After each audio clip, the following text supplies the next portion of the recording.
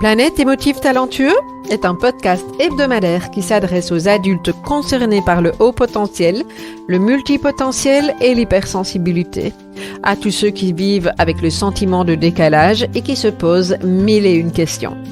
Vous découvrirez des clés pour vivre pleinement votre singularité de façon authentique, par le biais d'entrevues avec des experts du haut potentiel et de l'hypersensibilité, des témoignages ainsi que des épisodes solo relatant de nombreux conseils dans le domaine. Planète émotif talentueux est animé par Nathalie Alsten, senior coach, thérapeute, auteure du livre Émotif talentueux, être soi autrement et fondatrice du Congrès Douance, le seul congrès virtuel en francophonie destiné aux adultes surdoués et hautement sensibles. Bienvenue chez vous, en direct de la planète Iti. Bonjour les émotifs talentueux, je suis très heureuse de vous retrouver aujourd'hui avec une interview itinéraire émotif talentueux avec Lise Noël. Alors Lise nous parle de ses nombreuses facettes et de l'ambiguïté dans laquelle cela a pu la positionner par le passé. Entre autres, elle aborde le don transmis dans sa famille puisqu'elle est sourcière et magnétiseur. Pas vraiment ce qui est attendu d'une personne qui à la base a montré un côté très rationnel dans son travail et une certaine expertise. Elle met en lumière l'importance de s'autoriser ses singularités sur bien des plans, y compris en les assumant dans le milieu professionnel. Et comme elle nous le dit, tout réside dans la façon de les utiliser. Retrouvons Lise tout de suite pour cette belle interview. Bonjour Lise, ravie de t'accueillir aujourd'hui. Bonjour Nathalie. Lise, j'aime bien commencer mes interviews en lien avec des parcours émotifs talentueux en demandant qu'est-ce qui te parle le plus? Hypersensibilité, multipotentiel, haut potentiel? Dans mon cas multipotentiel. Ok. Qu'est-ce qui fait que c'est multipotentiel plus qu'autre chose? Parce que j'ai toujours eu de multiples activités, de très nombreux centres d'intérêt, énormément de curiosité. Et que entre guillemets, je sautais d'un sujet à l'autre, voire tous les sujets en même temps. Et donc, je me suis vraiment reconnue dans le multipotentiel et c'est quelque chose en plus que j'accepte totalement. J'ai aucune résistance à ça. Je me reconnais dans ce mode de fonctionnement. Alors que, et encore aujourd'hui, si on parle de haut potentiel, voilà quoi, je peux résister encore, même si je l'accepte de plus en plus. Ok. Et l'hypersensibilité, c'est quelque chose sur lequel je suis en cheminement parce que ça fait partie de mon multipotentiel. Mais voilà, le multipotentiel est la casquette plus globale. Merci pour ça. Ce que je trouve intéressant, c'est ce que j'entends, c'est qu'il y a des résistances qui sont encore là. Alors, encore, rien de péjoratif, hein, parce que ça fait partie de notre chemin. Qu'est-ce qu'elle raconte, ces résistances sur le mot haut potentiel ou sur cette notion-là? Tu as envie de nous en parler? Je crois que ce sont des choses qui sont des caricatures de ce qu'est le haut potentiel. Le fait d'être, enfin, tous les hauts potentiels ne sont pas des Einstein. Non. Tous les hauts potentiels ne sont pas des surdoués en maths, etc., etc. Et je ne me reconnaissais pas dans cette voie-là. Et je crois aussi qu'à un moment donné, petite, en fait, j'ai bien vécu ma scolarité parce que j'étais plutôt douée. Mais il a fallu aussi que je lutte d'un point de vue relationnel face à ça. Parce que j'étais la petite, alors là on ne me voit pas, mais j'étais la petite blonde avec des anglaises, première de classe, chouchoute de la maîtresse, bien sage, etc. etc. Et donc, vis-à-vis de mes camarades de classe, j'étais très seule. Donc, je n'ai pas souffert du haut potentiel en étant déscolarisée. J'ai souffert du haut potentiel en étant finalement trop bonne en classe. Oui, donc c'est ce syndrome de la première de classe, hein, c'est un profil particulier. Et qu'est-ce qui se passait pour la petite fille en toi dans ce profil, hein, chouchoute de la maîtresse de classe? Donc ça, j'imagine, est-ce que c'était cool ou pas justement?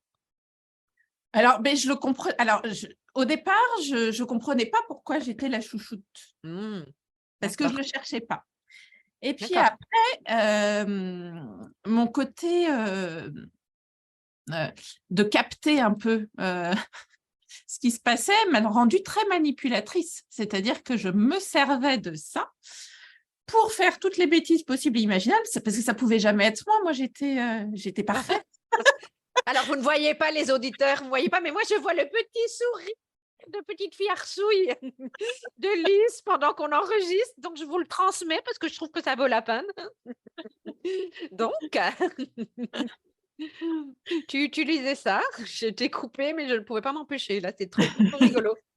J'utilisais ça pour finalement pas être si disciplinée que ça pendant la classe, parce qu'il y avait plein de choses qui m'attiraient. Enfin, j'avais du mal à être concentrée. Mais du coup, je papotais, mais c'était mon voisin ou ma voisine qui se faisait gronder. Ça pouvait pas être moi. Moi, j'étais très sage. Encore ce sourire angélique que je vois, mais ok.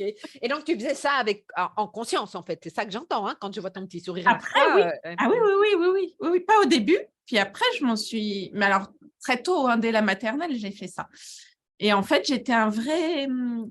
j'étais très petite fille. Et dans mes relations, j'étais très garçon manqué. D'accord. Dans la cour, je jouais avec les garçons, je me bagarrais, je faisais du sport. Voilà. Et en fait, j'avais l'impression d'être les deux faces vraiment d'une personnalité, ce que percevait la maîtresse et ce que percevaient mes camarades de classe qui n'avaient rien à voir. Et qu'est-ce qu'ils percevaient alors, à ton avis, les camarades de classe? Alors, les camarades de classe, il y avait les petites filles qui me mettaient complètement de côté. Mhm. Et les garçons, c'était la bagarre, le jeu, le sport. C'était du défoulement pendant la récré. Je n'étais qu'avec des garçons et en compétition sportive et en… Donc, comme un autre petit mec, quoi, c'est ça, en Oui, fait. En fait, c'est oui, pas que tu n'avais pas d'amis, c'est que tu avais les amis garçons comme si tu étais un petit mec. oui, mais c'était pas non plus des amitiés. D'accord. C'était plutôt le côté très, très masculin, très compète, Mhm. très je monte mes muscles, c'est qui le plus fort, je me bagarre. Voilà, ça contrecarrait complètement mon image de petite fille lisse et parfaite pendant la classe. Et avec du recul, est-ce que tu vois ce que cette petite fille cherchait en faisant ça dans le côté compétitif? Tu as une idée? Bah, j'étais très, très sportive, c'est-à-dire que moi, Mhm. j'avais vraiment besoin d'évacuer Mhm. plein de choses. Donc, je faisais énormément de danse. Alors pour les gens en France, j'ai été petit rat de l'opéra. Mhm. Donc, j'avais vraiment cette double facette, l'intello et le côté très, très, très, très sportif. Et j'avais vraiment besoin des deux. C'était un équilibre extrêmement puissant. Mais je n'avais pas vraiment d'amis non plus. C'est-à-dire que l'Opéra de Paris, c'est quelque chose où les relations ne sont pas ce qui est privilégié. C'est une compétition extrêmement forte, surtout à l'époque. Et en fait, c'était un dépassement de soi physique. Mais j'étais pas dans le lien. Bah, effectivement, en fait, c'est touchant parce que je connaissais pas cette partie de ton histoire, hein. Tu sais que moi, j'ai beaucoup dansé à danse classique et effectivement, dans la danse classique, il y a un dépassement de soi, comme tu dis, il y a une maîtrise, il y a même un contrôle de soi. Ce que j'ai toujours trouvé paradoxal, c'est à la fois comme si on devait se couper pour ne pas sentir. Mmh. Et en même temps, ce qui, moi, m'a toujours animée dans la danse, c'est de pouvoir transmettre l'émotion. C'était Mmh. une façon pour moi de canaliser les émotions. Donc, j'ai toujours trouvé ça un peu paradoxal. Mais effectivement, il y a une énorme rigidité dans la danse, en tout cas dans la danse classique, qui peut sembler être une froideur et qui en tout cas, n'ouvre pas le lien, ne donne pas la chaleur du lien, Mmh. n'est pas connecté à ce que moi, je vois aujourd'hui comme de l'humanité. Je ne Mmh. sais pas si tu as envie de rebondir là-dessus. Oui, tout à fait. Et c'est vrai que ce lien, je le trouvais plus avec les garçons dans la bagarre. OK. Euh, voilà, donc je me sentais pas forcément. Pourtant, j'exploitais entre guillemets vraiment mon corps de petite fille, Mmh. mais je me sentais plus garçon dans l'âme, dans le Mmh. tempérament. Mmh. Et ça a duré combien de temps? Est-ce qu'à un moment donné, ça a switché? Est-ce qu'il y a encore des parts de cette énergie-là qui sont là en toi? Alors, il y a des parts moi, ce que j'appelle l'énergie masculine, oui, très présente. Et j'en ai eu besoin à certains moments. Quand j'ai quitté mon emploi salarié pour m'installer en tant qu'entrepreneur, j'ai eu besoin de cette partie-là, très clairement. J'ai aussi navigué dans des milieux très, très masculins quand j'étais salariée. Et ça m'est arrivé d'être la seule femme dans des équipes très masculines et d'avoir cette énergie de développement de projet, de conduite d'un projet jusqu'au bout, de l'idée des équipes, de montrer le chemin, etc. Et là, je sentais que c'était une énergie très, très, très masculine. Et puis, à un moment donné, je pense que c'est après, j'ai fait 3 burn-out. Wow! Rien que ça? Rien que ça. Bon, je pense que j'avais pas bien soigné les 2 premiers. Ouais. Et en fait, je me suis rendu compte qu'à un moment donné, cette énergie yang masculine était aussi à mon détriment, que j'avais besoin aussi de douceur et qu'il fallait que je développe cette partie féminine, cette énergie féminine chez moi. J'avais vraiment besoin d'un équilibrage important par rapport à ça, et pas que dans le paraître féminin, parce que j'ai toujours paru très féminine. Par contre, à l'intérieur, j'étais un vrai volcan. Mmh. Donc, ça a été mettre beaucoup plus de douceur et d'apaisement et de faire émerger cette part féminine qui était là, mais pas qu'en surface, en fait. Mmh mh. Mmh. Et donc c'est grâce au burn-out que tu as pu, effectivement, rééquilibrer le Oui, côté masculin et féminin, c'est ça que oui, j'entends? Mmh mh. oui. Mmh. Le faire émerger, et même à un moment donné, parce que l'équilibre, je ne l'ai pas trouvé tout de suite, hein, autant Non, le dire, bien il sûr. est fragile. Mais à un moment donné, j'ai vraiment laissé tomber le côté masculin Mmh. pour laisser de la place à la partie féminine. OK. Je pense que ça pourrait être intéressant, parce que pour moi, ça fait vraiment écho. C'est des notions qui m'animent beaucoup, mais qui sont pas forcément, palpables pour les personnes qui nous écoutent. Donc, est-ce que tu peux nous expliquer comment ça s'est traduit, cette partie féminine, cette énergie, pour sortir des clichés dans lesquels on pourrait rentrer et qui est pas le but, en fait? Euh, j'ai une part, pour reprendre sur mon parcours, j'ai un parcours de juriste en droit des affaires à l'international. J'ai travaillé dans des très grands groupes. J'ai été DRH pendant plusieurs années dans des grands groupes aussi. Et j'ai perdu le fil de ce que je voulais dire, la partie Moi, je féminine. parlais de l'équilibre, enfin, je parle du côté féminin, hein, et donc l'idée, c'est de mettre du concret derrière ces notions de féminin et masculin. Donc voilà, Oui, j'entends oui, ça moi, y est, j'y voilà. suis, pardon. Donc, j'étais. C'est tout bon. En fait, je fais juste une petite parenthèse, c'est juste génial parce que c'est exactement ce qui se passe dans la moitié de mes interviews, parce qu'on fonctionne comme ça. Pour les personnes qui nous écoutent, si ça vous arrive, vous en facile. Voilà. Donc, Euh, donc, une éducation et des métiers extrêmement cartésiens, avec beaucoup de méthodes, de processus, de rigueur, de développement, de déploiement, etc. Et en fait, d'un autre côté, et depuis toujours, je suis magnétiseuse et sourcière, et donc énormément de choses que j'assimile beaucoup plus à cette énergie féminine de l'intuition et du ressenti.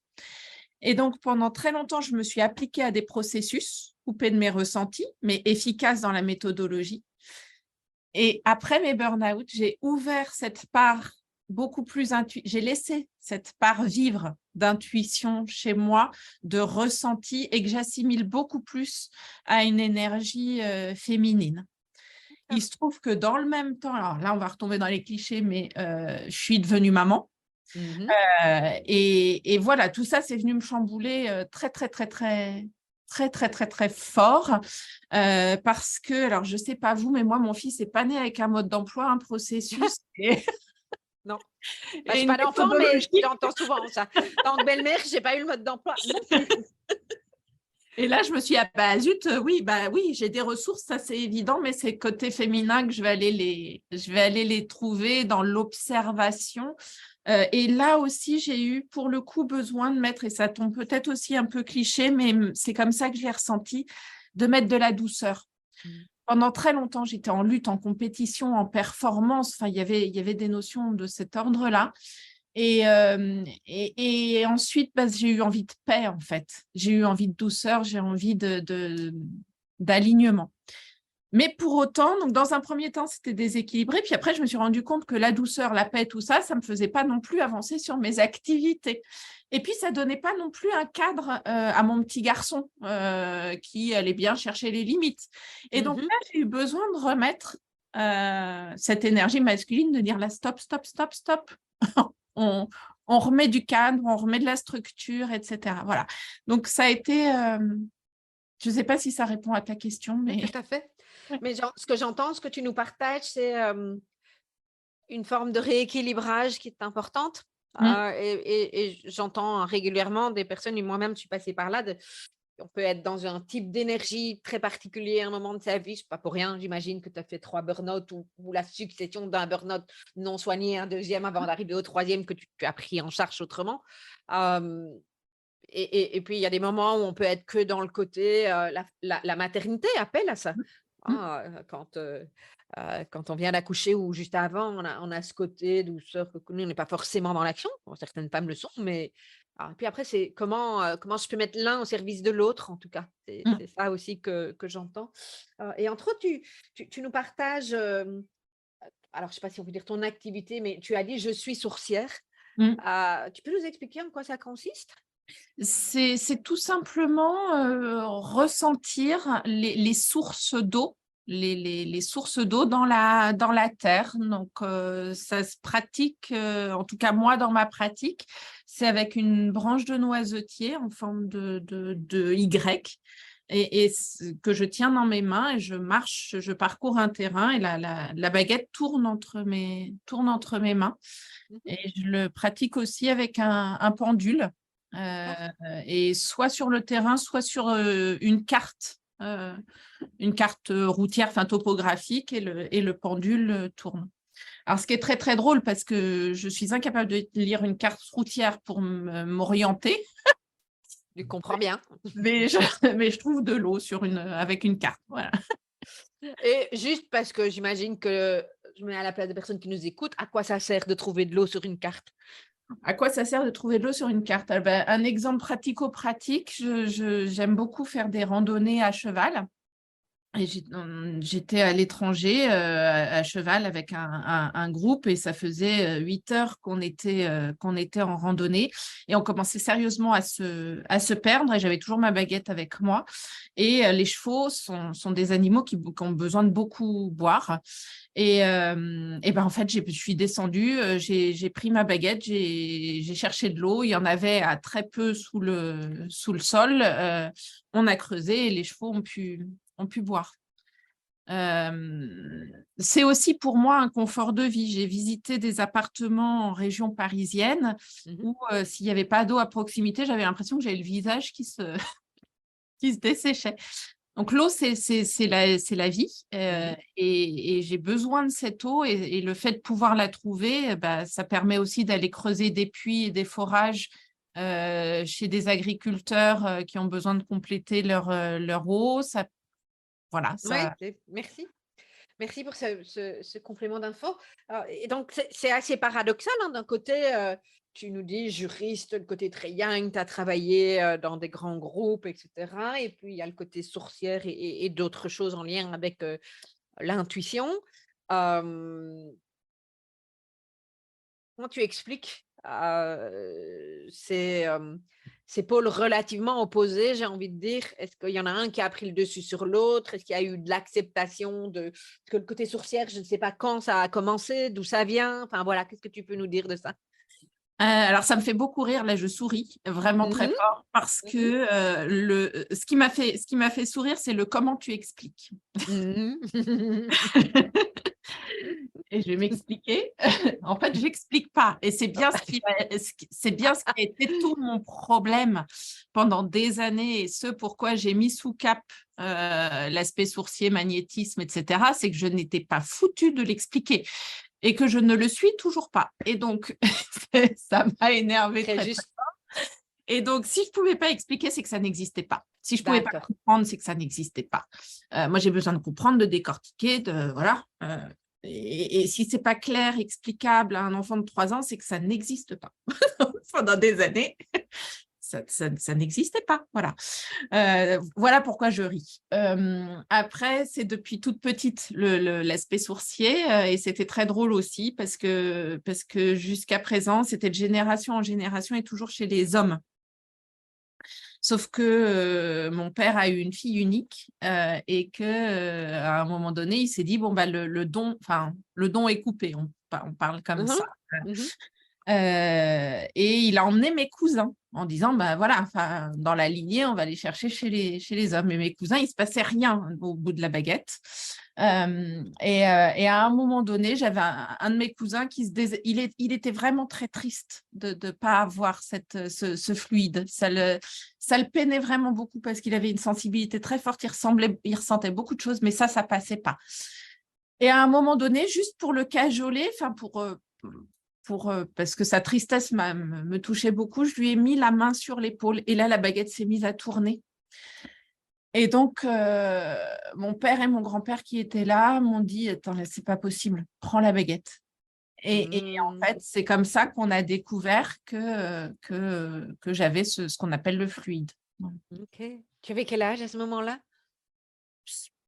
6 ans, 7 ans. Ok, donc tu étais encore toute petite. C'est amusant parce qu'en même temps, ce que tu me dis, je ne sais pas si c'est un lien à faire ou pas. Je le fais après, on laisse courir, mais tu dis qu'effectivement, ça se transmet dans les générations via les garçons. Et tu nous as partagé au début de cet échange combien tu avais ce côté garçon manqué. Amusant, hein. Voilà, après, est-ce qu'il faut faire un lien ou pas, je ne sais pas, mais est-ce que donc ça, j'entends que de génération en génération, ça se transmet. Est-ce que c'est quelque chose qui a toujours été important pour toi alors, j'entends que tu nous dis que ce n'est pas explicable, mais qu'est-ce que tu as fait de ce don, on peut l'appeler un don, au cours des années professionnelles, comment ça s'est joué pour toi? Plein d'étapes différentes. Dans un premier temps, c'était… alors, mon père est décédé et pendant longtemps, ça a été une sorte de lien indéfectible entre nous deux. C'était un truc qui m'avait transmis et on avait vraiment un truc en plus. Il y avait l'amour filial, mais il y avait ce truc en plus indéfinissable, un lien extrêmement, extrêmement fort. Et alors, l'émotion va monter, mais c'est OK pour moi. Dans cette lignée de sourciers, en principe, on passe ce qu'on appelle le truc, le secret, d'une génération à l'autre. Et donc, mon grand-père, sur son lit de mort, a passé le secret à mon père. Mon père est décédé brutalement et ne m'a pas passé le secret. Et donc, il y avait ce lien indéfectible. Il y avait ce « je ne comprends pas », je ne sais pas l'expliquer, et en plus, je n'ai pas eu le secret. Et donc, je ne trouvais pas, et à un moment donné, je me suis dit, mais je vais pas y arriver, en fait. Je suis dans la rue, je ne vais pas pouvoir continuer cet aspect-là. Donc, je vais garder de ça le lien indéfectible que j'avais avec mon père. D'accord. Et puis ensuite, en fait, je me suis rendu compte que ce dont je l'avais, malgré tout. C'est-à-dire que je sors, je prends une baguette de noisetier, de l'eau, j'en trouve. Et donc, je me suis dit, fais confiance, vas-y. Et le rapport n'est pas évident, mais fais comme tu as fait avec ton fils, observe, vois ce qui se passe et tu auras des réponses, en fait. Et ça te sert à quoi de trouver de l'eau? Parce que tu m'as dit, ça sert à quoi? Voilà. Ça te sert à quoi? Ça te sert à trouver de l'eau et à des gens qui ont besoin d'eau, de pouvoir leur dire, là, vous avez de l'eau. Et fais-le. Et ce n'est pas grave si tu ne sais pas dire à combien de profondeur elle est et combien de litres ou d'hectolitres il y a en dessous. Le principal, c'est quoi? C'est de trouver de l'eau. Et ça, tu sais le faire. Et tu sais dire qu'il y en a et à quel endroit il y en a. Fais rien que ça, déjà. Et de ça, après, je me suis rendu compte qu'il n'y avait pas que l'eau. Que j'étais magnétiseuse, que je coupais le feu. Et donc après, j'ai trouvé des choses et je me suis formée au Reiki. Enfin voilà.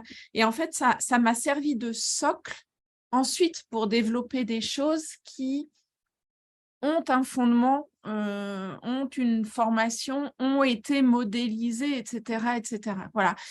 Mais c'est passé par Ouais, j'entends.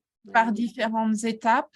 Et aujourd'hui, ça me permet de faire confiance d'une manière générale à l'énergie quantique, enfin, aux énergies et d'être ouverte à ça d'une manière générale. Et c'est ce qui vient, pour le coup, expliquer aussi beaucoup de mon empathie. Je ressens beaucoup de choses qui vont au-delà des émotions des personnes, etc. Je peux ressentir si une personne a un mal physique quelque part. Enfin, voilà. Et maintenant, j'accepte et je sais qu'en plus, maintenant, je peux aider à transformer. Voilà. Mais c'est assez atypique, hein, ton profil. Alors, peut-être pas pour les gens qui nous écoutent, et je trouve que c'est ça qui est vraiment intéressant et important et essentiel à transmettre. C'est à la fois ce côté ultra rationnel, des process, machin, juriste, dans un monde d'hommes, et puis tout ce côté que tu nous partages. Merci pour ça, d'ailleurs, et merci pour ta confiance. Comment on fait pour assumer cet atypisme et ça, c'est une première question. Et est-ce que tous ces pôles sont encore importants pour toi aujourd'hui dans ta profession? Donc, deux questions, hein, assumer et… Oui. Alors, assumer complètement, parce que d'autant plus que maintenant, j'ai créé mon entreprise et que… Voilà.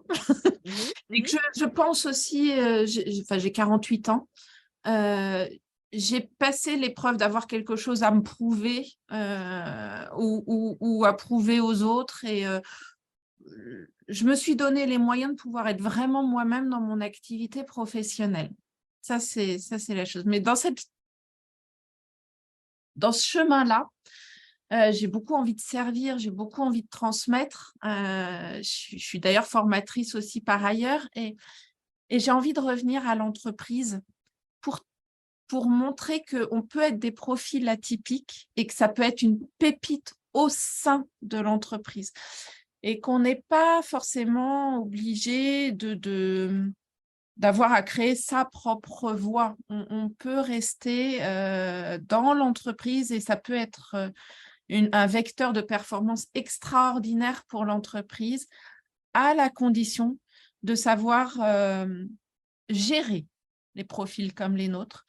Et pour moi, c'est justement être dans la prévention du burn-out, du bore-out, du brown-out, de savoir mettre en lumière le potentiel des personnes et leur donner aussi la possibilité de le mettre en lumière à leur manière, à elles, et pas forcément selon le process ou le management préalablement défini par l'entreprise. C'est que chacun peut exprimer sa propre voix au sein de l'entreprise. Et ça, c'est vraiment ce qui est en train de me titiller à l'heure actuelle. Donc, j'y vois vraiment deux versants, hein. Il y a à la fois, toi, quand tu arrives, enfin, toi, à un profil atypique, ce que j'entends que tu nous dis, c'est que tu crois qu'il peut s'épanouir, une personne avec un profil atypique peut s'épanouir dans l'entreprise. Et puis, il y a aussi, mais comment est-ce que l'entreprise peut apprendre à accueillir ces profils atypiques? Donc, c'est tout un programme. Ça pourrait pratiquement être un autre épisode de podcast. Mais j'ai envie de te demander, en tant que personne atypique, puisque c'est le public qui nous écoute, moi, tu sais que j'aime parler de multifacettes. Et ce que tu nous traduis, c'est quand même des facettes très, très variées et très riches, et c'est génial, mais qui peuvent sembler dans la, entre guillemets, je viens entre guillemets, la normalité, ou en tout cas ce à quoi on a l'habitude de se conformer, à des choses qui vont pas ensemble. Hein, sourcière, magnétiseuse et juriste, ça va pas ensemble, ces trucs-là. On pourrait croire. Donc, qu'est-ce qu'il y a à montrer, pas montrer? Comment l'un peut servir l'autre dans le monde de l'entreprise? Pendant très longtemps, je les ai opposés. C'est pour Oui. ça que j'en ai tué un. Ouais, bien sûr. Alors qu'en fait, ils complètent vraiment l'un et l'autre. Tu vois, dans l'aspect juriste très méthodique, très process, etc., j'ai pris une orientation qui était vers les ressources humaines. Oui. Et là, tu vois, je mettais ce côté beaucoup plus intuitif, beaucoup plus d'empathie. J'allais déceler. Ça, c'était un de mes talents. Enfin, j'avais 2 talents vraiment particuliers. C'était aller déceler le potentiel d'une personne et l'accompagner pour grimper les échelons ou changer de métier totalement, parce que j'ai aussi accompagné ça. Et mon autre talent, c'était de mettre en place des changements très lourds qui pouvaient créer des conflits sociaux extrêmement lourds, et en fait que ça se passe de manière apaisée, comprise et acceptée. Et ça a été, c'est ce pourquoi d'ailleurs j'étais en général reconnue et cherchée, c'est que on me disait, bon ben voilà, on va changer une convention collective au sein de l'entreprise, on va rassembler 2 sociétés ensemble. Mhm. Les gens vont se bouffer. Oui, ah oui, oui, oui, oui. Et en fait, j'arrivais à faire, c'est techniquement très compliqué, Ouais, juridiquement très ouais, compliqué, ouais. mais j'arrivais à faire respecter ce cadre et ces règles, et que humainement parlant, ça se passe du mieux possible, et ça se passait la plupart du temps sans conflit, alors que quelquefois, c'était des choses difficiles. Mhm. Tout comme sur le volet de RH, quand tu as quelque chose à dire à quelqu'un et que ça passe par un volet disciplinaire, Ouais. qui peut aller jusqu'à licencier quelqu'un de l'entreprise, ça s'est toujours passé humainement parlant de façon très, très, très propre. Et dans l'explication et dans la compréhension et dans la prise de responsabilité des 2 côtés. Et je pense que c'est vraiment en ça que et c'est aussi pour ça que j'aimais ce métier-là, c'est que ça me permettait de combiner les 2. Mhm. Mais Mhm. je ne dis pas qu'à l'époque, je le faisais en conscience. Oui, c'est ça. Et donc, alors, si ça n'était pas en conscience, quels ont été les pièges derrière ça, justement? Alors, je ne sais pas si ce sont des pièges, mais en tout cas, à un moment donné, j'ai eu envie d'aller plus loin. Mhm. C'est-à-dire que je me suis dit, mais finalement, quand je regarde mon chemin, j'ai fait des RH pas comme les autres. Mhm. Comment je peux aller encore plus loin là-dedans? Parce qu'en fait, finalement, ma façon de faire des RH, elle me convient bien. Et elle a bien convenu à l'entreprise aussi. Mhm. Mhm. Donc, finalement, ça m'a l'air d'être une voie qui est plutôt pas mal. Comment je peux explorer, aller plus loin et moi, me faire confiance encore plus sur ce côté intuition, empathie, etc. Parce que ça, je l'ai fait, mais je n'ai pas la méthode. Donc là, Ouais. j'ai trouvé des méthodes. C'était chouette. J'ai trouvé le coaching, j'ai trouvé, voilà. Et Je- en fait, c'est petit à petit en mettant des méthodes que j'ai accepté de ne pas en avoir. D'accord. Oui, oui, oui, c'est intéressant. Je vais le ramener au cycle de développement du potentiel et plus particulièrement aux 5 graines, où effectivement, ce qu'on retrouve dans ton parcours, dans ce que tu nous partages, c'est cette graine de connaissance qui fait que on la cultive d'année en année. Je veux dire, quand en tout cas, on met de la conscience sur le fait de vouloir savoir comment on fonctionne. Mais en la cultivant, où tu as été de plus en plus loin et dans cette acceptation, effectivement, euh, de ce que pouvait t'apporter le côté, on va dire, plus féminin, sorcière, magnétisme, etc. Cette graine de sagesse qui t'a permis aussi d'observer ce qui se passait en toi.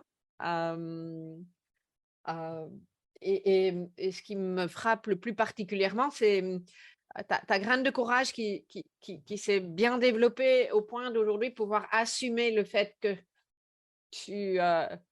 tes différentes facettes, c'est ça, ça, ça. Et en fait, on n'a parlé que de très, très peu de facettes. On pourrait faire des podcasts d'heures entières pour capter les facettes de chaque personne que j'ai en face de moi. Mais j'entends qu'elles sont autrement assumées à travers ta façon de les exprimer. Donc, grain de courage qui s'est bien développé. On pourrait même dire le grain de folie. Parce que je rappelle que grain de folie, c'est oser être soi autrement, hein. C'est, avec le côté qui peut sembler barge, atypique, c'est assumer, sortir de la conformité. Et là, on l'entend clairement dans ce que tu nous partages, Mm. et tout ça, je le répète parce que c'est important pour moi de le faire, au service de la grande humanité, parce qu'au plus on est, aligné avec qui on est passé en cultivant ces différentes graines, au plus on peut, transmettre au monde, ce qui fait partie de nos talents, en fait, hein, c'est vraiment ça, en fait. Euh, Waouh! Et pour juste apporter une image là-dessus, une métaphore, je me suis souvent perçue comme une boule à facettes. Mmh mh. Et cette boule à facettes, en fait, tu choisis pas toujours Oui. ce qui est la facette qui est mise en lumière, parce qu'elle tourne. Et dans ce qu'on a évoqué là, il y a aussi finalement la lumière que l'autre qui vient de l'extérieur sur ma boule à facettes. Quelquefois, Mmh. elle a été extrêmement aidante parce que des personnes ont perçu chez moi ce que moi, je ne voyais pas. Et ils m'ont permis de le mettre en lumière. La facette était là, mais je ne la percevais pas. Et donc, ça m'a aidée et ça m'a encouragée parce que j'ai plein de gens dans mon parcours qui m'ont fait confiance, qui m'ont mis le pied à l'étrier, qui m'ont dit, vas-y, fais comme tu le sens. Nous, on sait que ça va marcher. Alors que moi, j'y croyais pas. Ça a été super aidant. Il y a eu des fois où on m'a mis de la lumière sur une facette que j'avais bien envie de laisser cacher. Et j'ai bien été obligée d'aller visiter cette part d'ombre là aussi. Oui.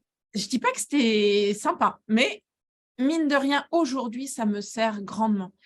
Et cette boule à facettes, en fait, oui, elle tourne. Oui, les facettes, on les maîtrise pas tous. Il y a de la lumière qui vient de l'extérieur, etc. Par contre, aujourd'hui, cette boule à facettes, j'ose vraiment la sortir et j'ai pas de problème à la mettre parce qu'elle tourne sur un axe, en fait. Mmh mh. Mmh. Et cet axe-là, par contre, il m'appartient, il est à l'intérieur de la boule à facettes et lui, Alignement. il est stable. Et puis le dernier point de la boule à facettes que j'adore, c'est que c'est pour faire la fête.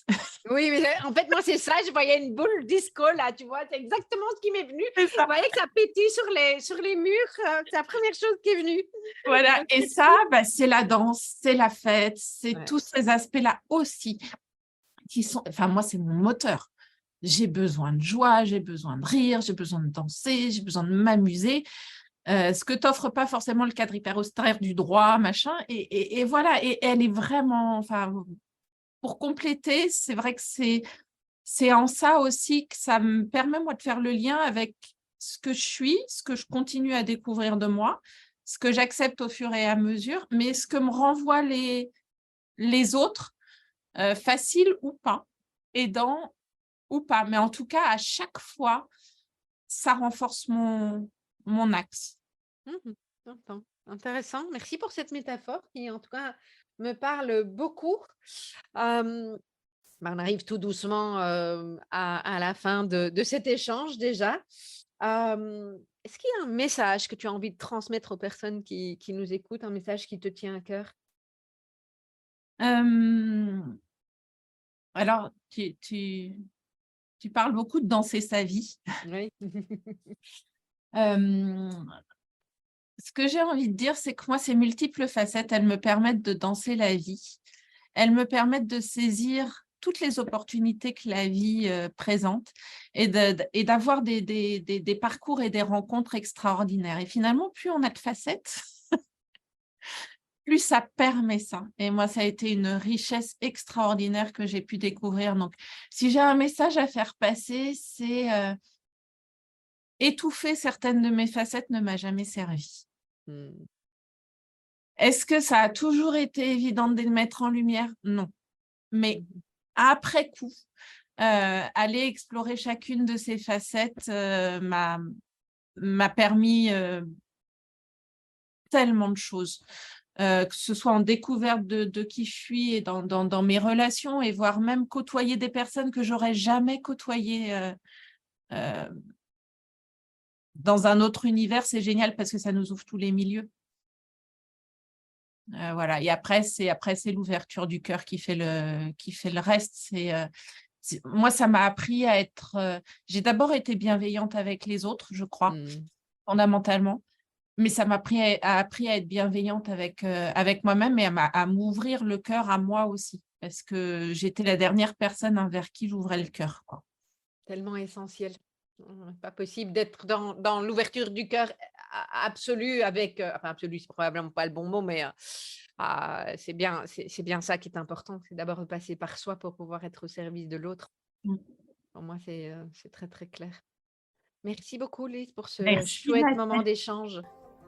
Dans cette interview, on a parlé de développement du potentiel et si vous souhaitez découvrir mon approche à travers le cycle des 5 graines et tester où vous en êtes ainsi que de recevoir des pistes, eh bien, il vous suffit de vous connecter à www.emotifs, donc au pluriel, talentueux.com/graines au pluriel également.